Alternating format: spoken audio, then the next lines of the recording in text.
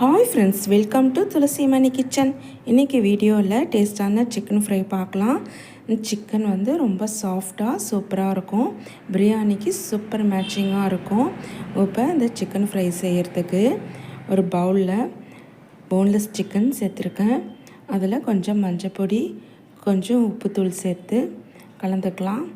இப்போ கலந்துட்டு 1/2 ஸ்பூன் மிளகுத்தூள், 2 ஸ்பூன் மைதா மாவு, 1/2 ஸ்பூன் கார்ன்ஃப்ளவர் மாவு,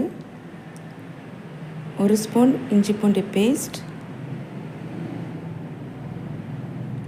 ஒரு முட்டையை உடச்சி சேர்த்துக்கலாம். சேர்த்துட்டு நல்லா கலந்துக்கலாம். முட்டை சேர்த்து செய்யும் போது நல்லா சாஃப்டாக இருக்கும் சிக்கன்.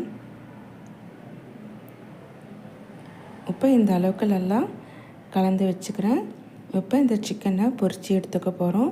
இப்போ ஆயில் நல்லா ஹீட் ஆகிடுச்சு. இப்போ ஒரு சிக்கனாக சேர்த்து நல்லா பொரித்து எடுத்துக்கலாம். கொஞ்சம் ப்ரௌன் ஆகிற வரைக்கும் அப்படியே விட்டுடலாம். இப்போ ஒரு சிக்கனாக திருப்பி போட்டு நல்லா பொரித்து எடுத்துக்கலாம்.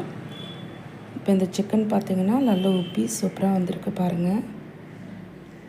இப்போ முட்டை சேர்த்துருக்கிறதுனால நல்லா பஃபியாக வந்திருக்கு சிக்கன். இப்போ எண்ணெயை வடிச்சிட்டு எடுத்து பிளேட்டில் வச்சுட்டேன்.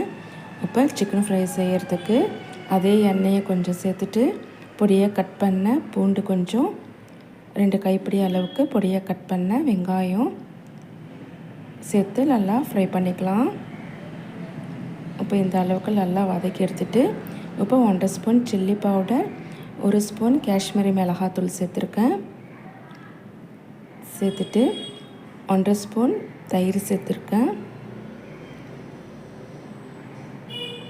கொஞ்சம் தூள் உப்பு சேர்த்துக்கலாம். சேர்த்து நல்லா கலந்துக்கலாம். நல்லா கலந்து இப்போ எண்ணெய்லாம் நல்லா பிரிஞ்சு வந்திருக்கு பாருங்கள். இப்போ 1 ஸ்பூன் டொமேட்டோ சாஸ் சேர்த்துக்கலாம்.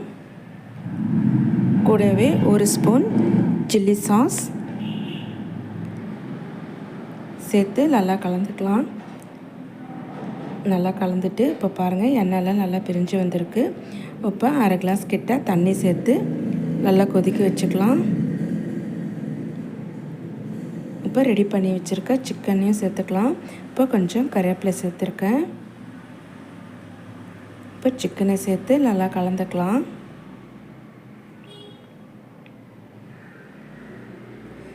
நல்லா சிக்கனில் இந்த மசாலாலாம் நல்லா கோட் ஆகிற வரைக்கும் நல்லா கலந்து அப்படியே விட்டுடலாம்.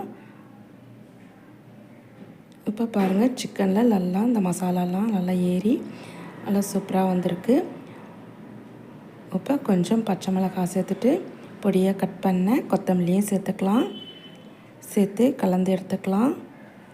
அவ்வளோதான் ஃப்ரெண்ட்ஸ். இப்போ சூப்பரான டேஸ்ட்டில் சிக்கன் ஃப்ரை சூப்பராக ரெடி ஆகிடுச்சு. ரொம்ப சாஃப்டாக இருக்கும், சாப்பிட்றதுக்கு நல்லா ஒரு ஜூஸியாக இருக்கும். இதே மாதிரி ட்ரை பண்ணுங்கள். பிரியாணிக்கு சூப்பர் மேட்சிங்காக இருக்கும் இந்த சிக்கன் ஃப்ரை. இந்த வீடியோ பிடிச்சிருந்தால் லைக் பண்ணுங்கள், ஷேர் பண்ணுங்கள். தேங்க்யூ.